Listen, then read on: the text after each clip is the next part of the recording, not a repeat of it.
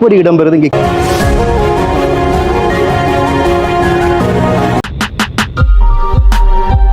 அளவட்டி கும்பலாவளை பிள்ளையார் கோயில் 2025ஆம் ஆண்டு தேர் திருவிழா எப்படி இடம்பெறுது இங்கே. கிராமத்தில் இருக்கிற மக்கள் எப்படி அந்த தேரை சுற்றி வருகிறார்கள், அந்த தேர் எப்படி இருக்கும். மொத்தம் 3 தேர்கள், அதுவும் கட்டுத்தேர்கள்.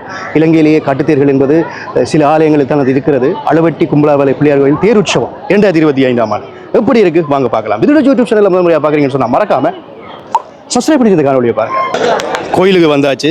இப்பொழுது தேரிலே சுவாமி ஏறுகின்ற அந்த அற்புதமான காட்சியை வந்து நாங்கள் பார்க்க போகின்றோம். அதுக்கு முதல் பாருங்க இவ்வளோ பக்தர்கள் ஆலயத்துக்கு முன்னாலே திரண்டு நிற்கிறார்கள் என்று சொல்லி.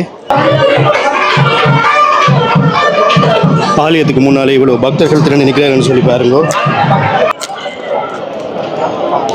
ஆலயத்தினுடைய வடக்கு பகுதியில் நிற்கிறோம். மொத்தம் 3 தேர்கள். நான் கட்டுத்தேர் அப்படி என்று சொன்னேன், கட்டுத்தேர் இல்லை, நான் இதை பார்த்து கட்டுத்தேர் அப்படின்னு நினச்சிட்டேன். ஆனால் இப்படியான ஒரு அமைப்பு தான் மேலே வந்து துணியால் வந்து போத்திருக்கிறோம். மற்றும்படி ஒட்டுமொத்தமாக தேர்கள் எப்படி இருக்குமோ அதே போல இருக்கிற ஒரு தேர் தான். கிட்ட போய் தேரை பற்றி காட்டுறதுக்கு முதல் ஆலயத்தினுடைய வடக்கு வாசல் வீதியில் பக்தர்கள் இப்பொழுது இன்னும் வருகை தந்த வண்ணம் இருக்கிறாங்க. சுற்றி வர தண்ணீர் பந்தல் எல்லாம் இருக்கிறது. ஏராளமான பக்தர்கள் தேருக்கு பின்னாலே நேர்த்திக்கடன்களை நிறைவேற்றுவதற்காக இருக்கிறதையும் காணக்கூடியதாக இருக்கிறது. வெளிநாடுகளில் இருந்தும் ஆலயங்களுக்கு பக்தர்கள் வருகை தந்து கொண்டிருக்கிறாங்க. அவர்களும் வந்து நிற்கிற காட்சியை தான் நாங்கள் இப்பொழுது பார்த்து கொண்டிருக்கிறோம். இப்போ என்ன காட்சி பார்க்க போகிறோம் அப்படின்னு சொன்னால், நான் வரும்பொழுது தான் சுவாமியை வந்து வழி வீதி உலா கொண்டு வந்தார்கள். அந்த காட்சியை வந்து நாங்கள் பார்க்க போகிறோம். எப்படி சுவாமியை தேரில் ஏற்றினார்கள் அப்படின்னு சொல்லி பார்க்கலாம். தேரில் ஏறுவதற்காக சுவாமியை மேலே கொண்டு சென்று கொண்டிருக்கிறார்கள்.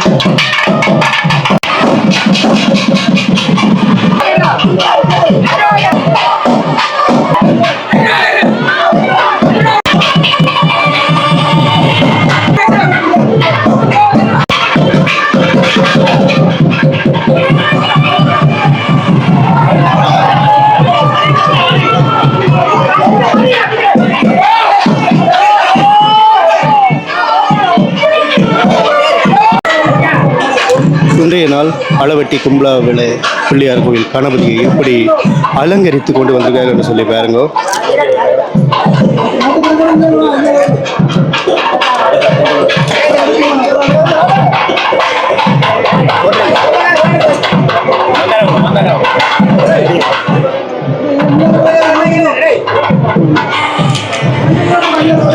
ஏராளமான பக்தர்கள் ஆலயத்துக்கு முன்னாலே அப்படியே திரண்டிருக்கின்றார்கள்.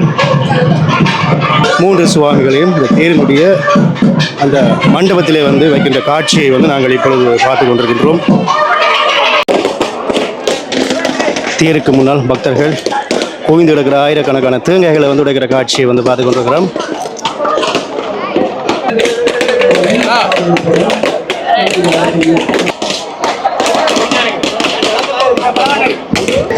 தேங்காய்கள் எல்லாம் உடைத்ததுக்கு பிறகு பாருங்க பறவைக்காவடி எல்லாம் அப்படியே ஆலயத்தை நோக்கி வந்து கொண்டிருக்கிற காட்சியை வந்து பார்த்து கொண்டிருக்கிறோம்.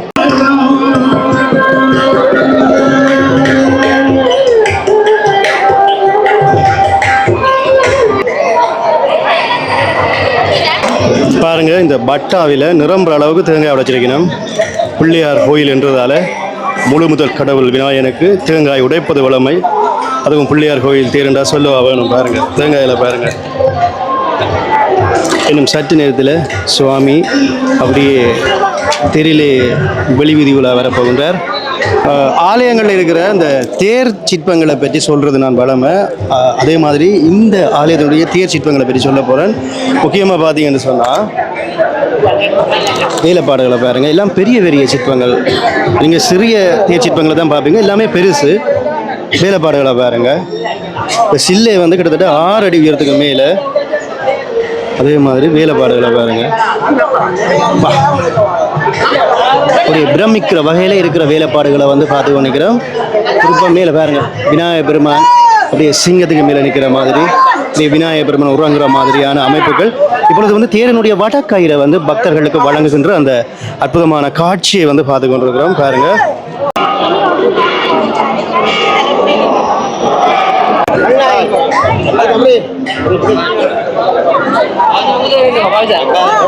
அப்படியே நாங்கள் தேரை பற்றியும் பார்த்து கொண்டிருக்கிறோம். அதாவது தேர் சிற்பங்களை பற்றியும் இந்த தேர் இழுக்கிறதோட பார்த்து கொண்டிருக்கிறோம். ஏன்னா நான் இப்படி சிற்பங்களை எங்கேயுமே பார்த்ததில்லை.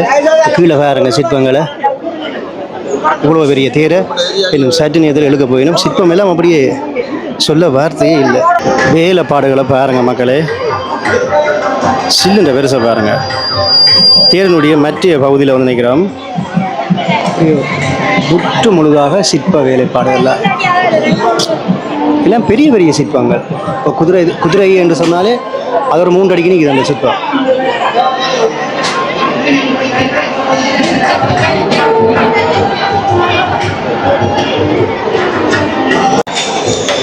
தேருக்கு அப்படியே பின்னால் நிற்கிறோம். வேலைப்பாடுகளை பாருங்க மக்களே.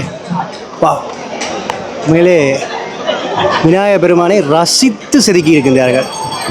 எல்லாமே அவர்களுடைய வரலாறு தான். இப்படி நீங்கள் பார்க்குறது மாதிரி அப்படியே சிற்பங்கள் அடுக்கி அடுக்கி செதுக்கப்பட்டிருக்குது பாருங்க. அப்படியே தும்பி கைக்குள்ளே கையை விடலாம்.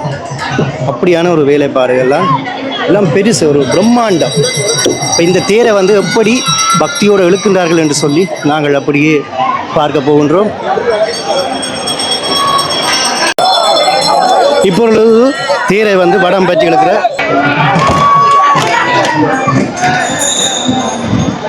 அந்த அற்புதமான காட்சியை பார்த்து கொண்டிருக்கிறோம் பாருங்க. தேர் இப்பொழுது முன் கோபுர வாசலை கடந்து நகர்ந்து செல்கிறது.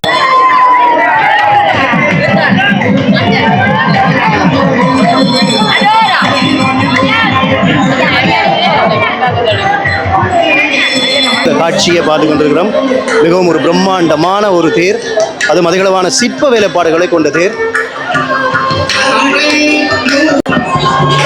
அதற்கு பின்னாலே மற்ற தேர் அசைந்து வார காட்சியையும் வந்து நாங்கள் இப்போ பார்த்து கொண்டிருக்கிறோம்.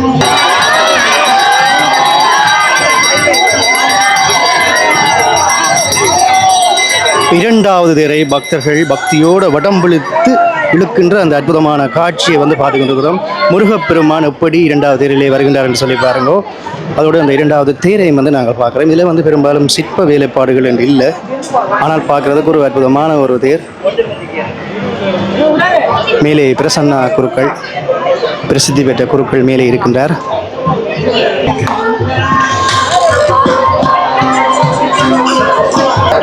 நாங்கள் அப்படியே இரண்டாவது தேரை வந்து பார்த்து கொண்டு நிற்கிறோம். அப்படியே தேருக்கு பின்னால் வந்து நிற்கிறோம். இதுதான் அந்த இரண்டாவது தேர்.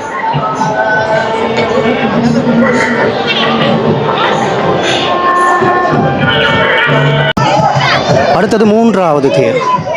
மூன்றாவது தேர் நகர்ந்து வருகின்ற காட்சியை பார்த்து கொண்டிருக்கிறோம். இது சற்று கொஞ்சம் பெரிய தேர் பாருங்க. மூன்றாவது தேரை வந்து பார்த்து கொண்டிருக்கிறோம். தேரை பாருங்க.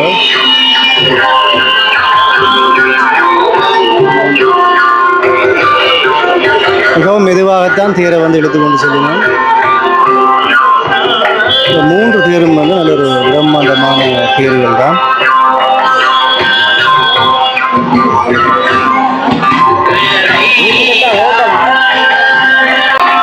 மூன்றாவது தேருடைய பின் பகுதியில் வந்து நிற்கிறோம். இங்கே பார்க்குற இந்த 3 தேருமே, இந்த ஆலயத்துடைய 3 தேருமே அங்களவா 100 வருஷத்துக்கு மேலே பழமையான தேர். இது கிட்டத்தட்ட இந்த தேர் வந்து அங்களவா ஒரு 130 வருஷத்துக்கு மேலே அப்படின்னு சொல்லிச்சு நெஞ்சிருந்த ஐயாமர். இந்த தேர்லையும் பாருங்க வேலைப்பாடுகளை.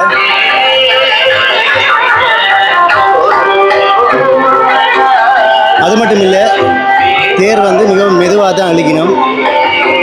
இப்போ இந்த ஆலயம் அதுக்கு வந்திருக்கின்ற அந்த பறவை காவடிகளை பாருங்க.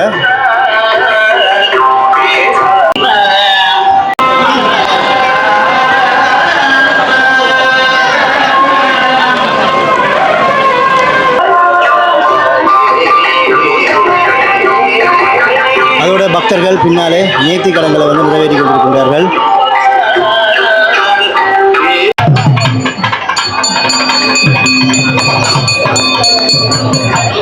தேர் இழுத்ததுக்கு பிறகு ஏதோ பண்டம் மாதிரி கொண்டு போய் கொண்டிருக்கிறோம். தாலி கொடி வந்து இதில் அறுத்துட்டோமா ஐயா அலௌன்ஸ்மெண்ட் இடம் தேடி திரிகிறாரு. பிரம்மாண்டமான தேர் ஆலயத்தினுடைய மேற்கு வாசல் வீதியை அப்படியே சுற்றி வர காட்சியை தான் நாங்கள் பார்த்து கொண்டிருக்கிறோம்.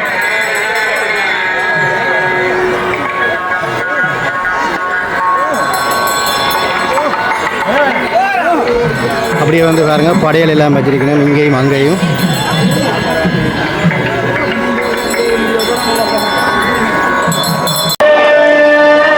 தொடர்ந்து காவடிகள் வந்து கொண்டிருக்கிறது மக்களே.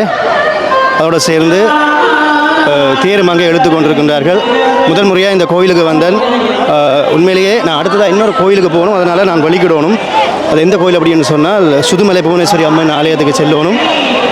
இந்த காணொளி பார்த்துருப்பீங்க. இந்த ஆலயம் ஒரு மிக பழமையான ஒரு வரலாறுகளை கொண்ட ஒரு ஆலய வரலாறு வந்து கேட்டேன். எல்லாருமே பிஸியாக இருந்துச்சு. நம்ம எல்லா ஐயாமாரும் அடுத்த முறை வந்து நான் வடிவாக கேட்டு உங்களுக்கு வந்து சொல்கிறேன். இது ஒரு சிறிய அனுபவ பயிர்வாக வந்து நான் இந்த காணொலியை தாரன் மக்களே. நல்ல ஒரு அருமையான தேர், 3 தேர், மிகப்பெரிய தேரையும் பார்த்துருந்தோம்.